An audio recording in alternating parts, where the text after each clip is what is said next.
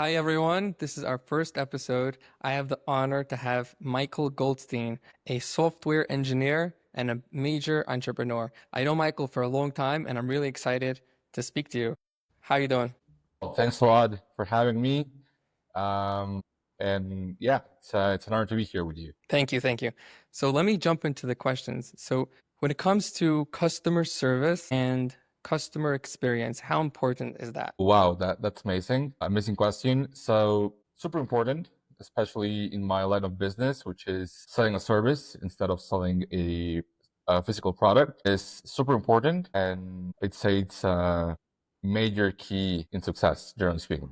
Major Mm. key for success, generally speaking. And like, did you ever have experience where somebody would really like lash out, act up? Like in a client, like acting in a bad way, or Yeah, like a client really getting upset. Mm, not really. Not really. I mean, you have a typical client that will ask a few questions on WhatsApp or that will call you more than once in a day. Like having a client that was upset, no.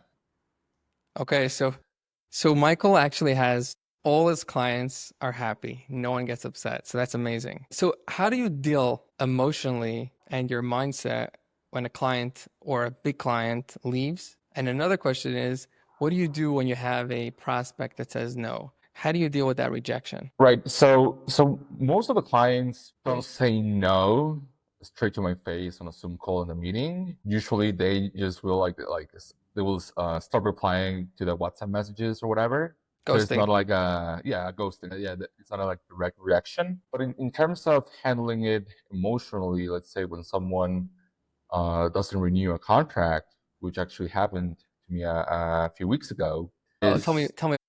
okay. Well, I will tell you.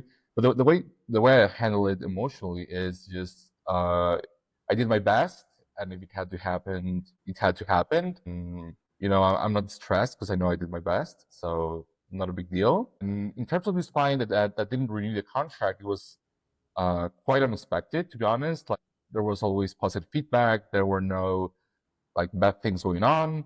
Quite unexpected. I got a call, and the client was like, "Hey, we're renewing the contract, and thanks for everything." So we're like super unexpected, but things happen. So it stings when it's unexpected, but at the same time, you know that this client was happy all this time and you did the Exactly. best you can do. So you feel at least that you did your part and whatever happens is out of your control. That's correct. That Wow. has been my approach from the emotional point of view. Okay. And when it comes to technical stuff in your industry, there's so much different stuff that could go wrong.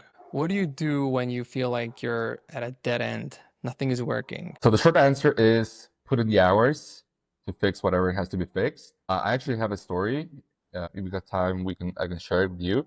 Sure. So, I'm in software development, and I'm not going to get into the technical details just so the audience understand. We all know WhatsApp, and in order to open WhatsApp, it relies on your device operating system, where you have iPhone, iOS, or your Android system. Without your operating system, you cannot open WhatsApp, right? We all agree with that.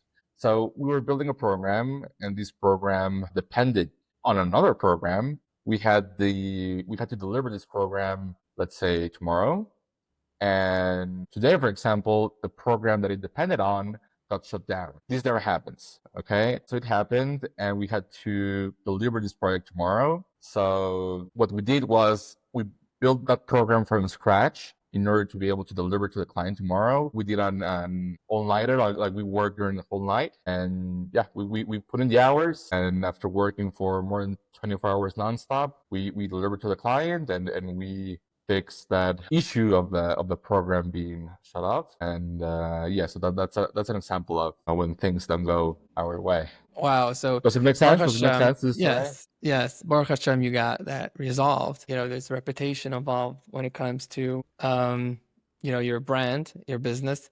The one that, like we spoke about, customer service and customer satisfaction, customer experience. But at the same time, like, I just forgot what I was going to ask you.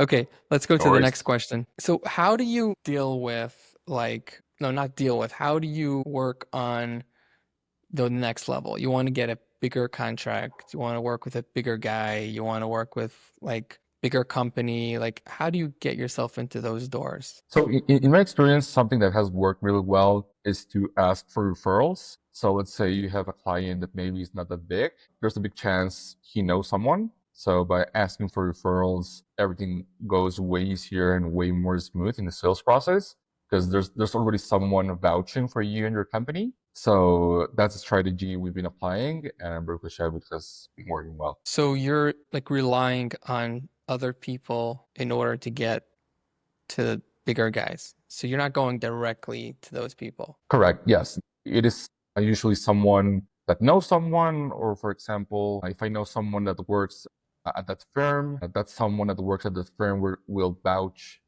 for me and my company with the bosses of that company, and that's how we make things happen with big So firms. right. So what would motivate these people to help you? It's all about confidence and trust. I mean, if they already work with you, they know you're legit. So if they recommend you with their superiors, they know for a fact that they are recommending someone that can get the job done. So they won't be embarrassed or anything by providing such the recommendation. So I think it's a matter of trust and So their service. do they gain any like, favor in their superior because they recommended someone good? And then they want to make sure that you're actually good when they do that? It happens. It happens. I mean, they are proud that they recommended someone good, and obviously the boss is happy. So it's certainly good for the employee who did the recommendation. Mm. Okay, that's good. So I just remember what I was going to ask you before. So you actually stayed up the whole night because of this client. Yeah. Okay, how does that work? You didn't go to sleep. What do you do? Working on a computer all night, and it was not only me, also a couple of team members joined this long work session. So it's also important to have a team to back you up when these things happen. And as I said, if you put in the hours and you do your best, usually things go true. Yeah, so I didn't know this about you, that you actually are dedicated. You just skip a night of sleep. Like that's not something Thank that you. I really even dreamed of. Maybe I dreamed of it because I was sleeping, but okay, that's incredible. Okay, let me try get to the next question. New topic, AI. So people that are using computers, that you're on computers for hours a day, you're definitely using AI tools all the time, right? Correct. Now, you're probably taking advantage of every AI tool you could get your hands on. So, do you see it as, okay, AI came out, there's all these different types of things that could help businesses make things faster, more efficient, take things off, your mind to get done, easier? Do you see AI as a revolution that's so beneficial, or do you see AI as something that's might be risky or take away business or things that you're not comfortable with? Sure. So in my industry, I certainly see it as something revolutionary, something that's very, very good as long as you use it professionally. Recently, this new concept came up called vibe coding, which is when you tell the AI to build a software product for you, and the AI will do it for you without you having the necessarily tech or software knowledge to do it. And there's been obviously success cases of the AI building this on its own, and it works. However, when we're talking about big systems or regulated industries, it can certainly be an issue because if you don't know what the AI is building, there can be a cybersecurity risk, there could be a compliance risk, and the person vibe coding it is just not aware of that. So generally speaking, again, I think it's a super good thing, and it's all about how we use it. So, but where did you see humans and AI, interacting? And in terms of jobs, do you think that maybe there'll be different kind of jobs going forward, or maybe some people will lose jobs and won't have jobs? Yeah, for sure, it's going to take away many jobs. It is already taking jobs. At the same time, new jobs are going to be created, new job positions, new job titles. Certainly, it is already taking jobs, and it will continue to take jobs away. Okay, I'll give you an analogy that I came up with. Today, you could have a really high-end fancy restaurant that will have robots as waiters, right? Fast forward a couple years, you'll have very, very high-end luxury restaurants having humans as waiters. Okay. It, do you think like that could be the reality one day? You mean high end because of the human interaction? Yeah, like why would we pay money for a waiter if we could just use a robot? But if it's high-end luxury, we actually have humans coming as waiters. I think it will happen. I don't know in the restaurant industry, but certainly in other industries, for example, in merger and acquisitions, legal stuff, things like that.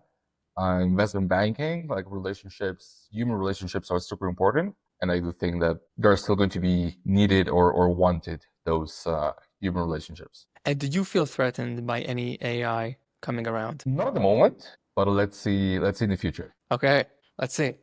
Okay, so we spoke about like technical challenges. Well, give me something like as an entrepreneur, what challenges come up typically for you or other entrepreneurs that you know? So when I started the company a few years ago, I started the company with two other business partners. So we were three in total, and they just didn't put in the work hours. They were quite lazy. So at first it was complicated to start a company because I had two people on board that wouldn't do anything. So eventually I had to kick them out, and we were like legally partners. So that was a challenge within the co-founding team. And that's actually very common in the startups or new businesses to have issues with your co-founders. So So that's just so one. again, you're having legal issues because they're partners. Well, it was not a legal issue because they did agree to leave the firm to drop their equity. So it was not a legal issue, but it could have been a legal issue because we were legally partners. So yeah. So challenges like startups, you start with someone, they're not really putting in the work. You are, right? You want to succeed, you want this to work, but these people aren't the right people for you. So Correct. you're moving on. So that's actually a question I wanted to ask you later on, but once you mentioned it, let's just jump in. Hiring or partnering, how do you, from your experience, like what are you looking for?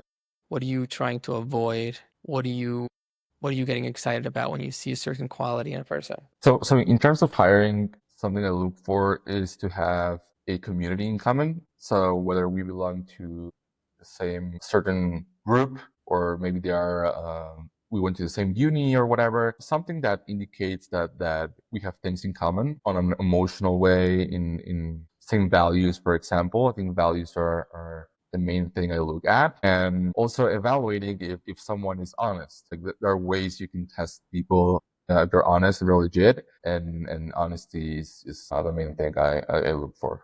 Sure. Okay, so you mentioned two things. You mentioned honesty, that's the second one. And what was the first one? The first one was the vibes. Like, are they coming from the same values, same community, whatever, right? Correct. So Yes. you want to know, like, are you interested in working with this person, being in this person's presence? And also you want to trust the person shouldn't screw you over or something, right? Right. So what about like the dynamics? If you're good at one thing, you want to hire someone that's good at something else. Otherwise, what's the point of hiring, right? Exactly. Exactly. Yeah, for sure. Yeah, So yeah. We you're looking for what you're missing, like what's your weaker things, and then you're gonna hire somebody that's strong in that. yeah, correct. It depends on the responsibilities that I have at the moment and that other team members have, and whatever we're missing, that's what we're looking for in another person for the hiring process. And how is scaling? Like, do you hire because you're struggling with a certain thing, or you're hiring because you want to bring it to the next level? So both. So on one end, there's a sales thing, the sales activities. So in order to grow, the sales efforts are very important. So that's on the growth side. In terms of operations, when the workload is just too much, it's good to have extra hands working on the actual operation. So that's like the operation side, and the sales. This leads to growth. Right. So you hire, you don't always have the same people. Sometimes you just, get someone for a season or something for a project, right? Is that how it works? Yes, correct. No, it doesn't have to be a full-time hire necessarily. So something very common is to hire a subcontractor just for a specific project or a specific set of tasks. And in that way, you make your whole operation more effective and more efficient. Right. And what do you do? Like, what do you enjoy? Like, do you enjoy the sales part or the technical part? I do both. Both, but I say I enjoy more the technical part, at least these days. Okay, I see that. Okay, very good. Yeah, so as a man, how important is it to have success? As a man, As a man, okay, as a man, okay. I think is all men want to be successful. It's within us, and depending on your value system and your tradition, in my set of values, I will eventually be responsible for a family. So that's very important, and that's certainly something that inspires me and makes me work more and better. So that's the focus, I guess. right? So in like the mindset of a business person, like you mentioned, like staying up the whole night and things like that, there is a drive there to, go and get it done, be successful, right? And it's not enough because I just want to make them happy. I also want to make myself happy, right? There's Exactly. something in a business owner that they have that drive to go beyond the norm, you know? So how do you find that? Like, what's the drivers when it comes to succeeding all the way? There are many, but from a like a business point of view, I'd say that the reputation that you have and that your firm has, like you want to have and to maintain a reputation that you get things done because you know that the word spreads around and you want people referring you and not saying bad things about your firm or yourself as a person. I think your reputation in the business world is very important. And if you lose your reputation, like, I mean, I don't think you ever went through that experience, but like, what would you do to repair it? It's difficult. It's very difficult, but I will do whatever it takes to make things right. So when it comes to business, like you mentioned in the beginning of your business, you like partner with these guys and they're not necessarily the right guys. Correct. So you want to have systems in place, you want to have structures in place. How important for a functional business to have the right systems in place? Super important. Super important. I don't think you can grow and scale your business if you don't have systems in place, whether that's specific standards of operations, processes. It's super important to have those so you can replicate your activities in a professional and in a standard way. It's super important. Okay, let's go to the next question. Okay, so any good tips, for, people, newer business owners they want to succeed, they want to get it right, they want to have success. Any good tips for them, whether it's in their personal, routines or it's in their business practices? So the advice for both would be don't quit, never quit, keep going no matter what. Getting started is better than waiting for perfection, for waiting for something to be perfect. So just put yourself out there and get it done. So I could attest to that. This is the first episode. My lighting is not really good, the camera is not really good, but getting started. It's all about getting started. Yes. Okay, so very, very important question. So when it comes to trainings, courses, learning, reading, like what was that a part of your journey? How big was that for you? So definitely a big part of me. One book that definitely was a life changer was Rich Dad Poor Dad by Robert Kiyosaki. It was an amazing book. Amazing book. I recommend it a lot, and it has been a game changer. So it's the mindset. Exactly. The mindset and order of doing things. Okay. So you could have like the same brains, the same talent, the same drive, but you have a different mindset, a mindset of being rich, a mindset of success. And that's like totally different outcome, correct? Correct. Yeah. It's all about the mindset. Okay, so in business, things take longer. You start a project and things take longer than you expected. How do you deal with time management? In terms of personal time management, in terms of project delivery. Either. So in terms of personal time management, that can be a challenge, working and having a personal life, that can be certainly challenging. In terms of project delivery, we'd say just try to be as accurate as you can, and add some extra time as room for error or unexpected things. So you deliver on time, like to your client, and yeah. Wow. Okay. So you Does that say, answer the question? yeah. So, Yeah. so Okay. your personal time management and then your business time management is two separate things. And you find that the business time management is more of a system and you figure that out. But then when it comes to personal time management, everything gets ran over. In my personal case, yes. Okay, you're probably not the only one like that. But let me ask you something that I was wondering. You mentioned about like staying up the whole night. So your work, your business runs over your personal life. I have my opinions on this, but I'm wondering what you think. Is it, people say work-life balance and all these kind of things. Do you believe a business owner needs to have like a 9 to 5 schedule and be very like on time and you get your hours of sleep, you get your meals. Like what's your opinions when it comes to these things? So in terms of getting your hours of sleep, I would say definitely yes. I think it's very important to recharge and to have that energy next day. I do think you should a business owner should have some set hours for business activities, but like use part of your free time to grow your business or to improve your operation. Like obviously everyone has other commitments like family, other things going on. Yeah, I think it's good to have an order, a set of hours specifically for business activities. Okay, so it's good to set up hours. This is when I work, this is when I don't. Even if you're running your startup and everything is going on, but occasionally you break that schedule because emergency comes up. But typically you want it to be with a set time. Correct. Correct. I think that's a good way to be organized.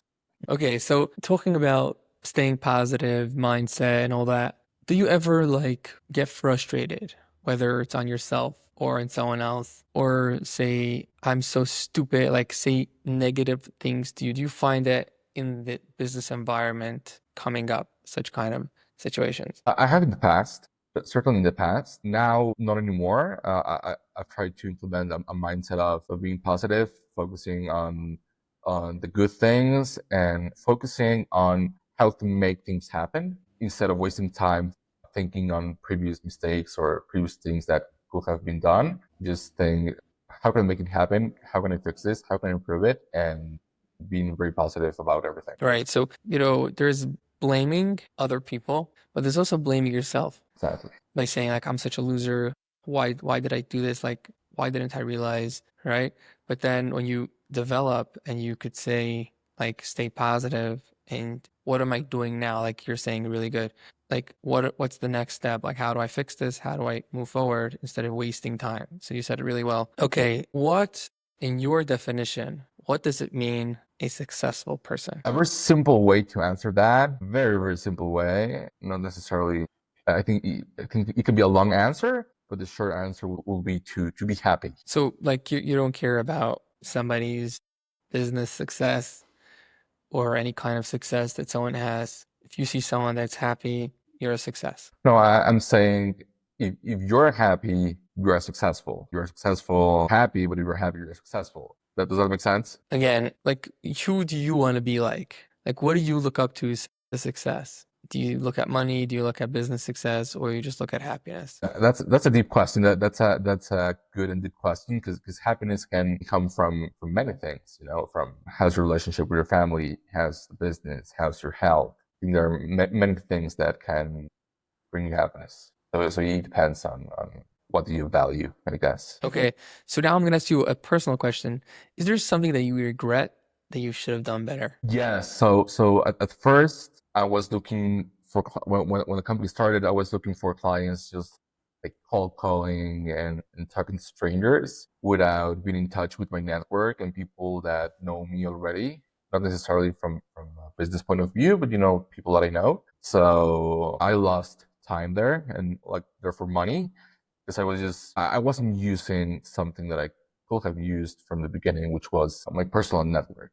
So so yeah, So when you use your personal network, how did that turn out? way more sales because like people already know you. Maybe maybe you didn't do business before, but you have a good relationship, maybe it's a friend who can put in a good work for you with someone. So I think it's way easier. And I mean, again, it depends in what business and you're in, what industry you're in. But generally speaking, is good to use your network. Wow. Okay, so I think we're gonna wrap up. Any last questions that you have, maybe, or pieces of advice that you would like to share with the listeners? Not at the moment. I will say thanks again. Thank you for having me, and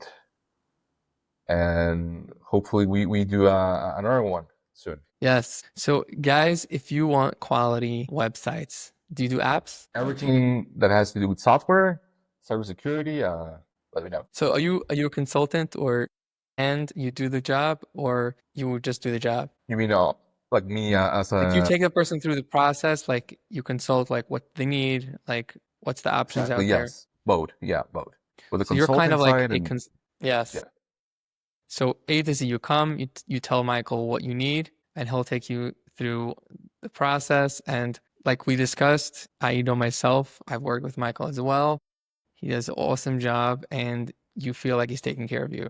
So appreciate you coming on, thanks and for you having me. have very, very solid advice. You're someone I respect. So Thank you. I also respect thank you. you. You're amazing. Thank Thank you. you. Take care. Bye.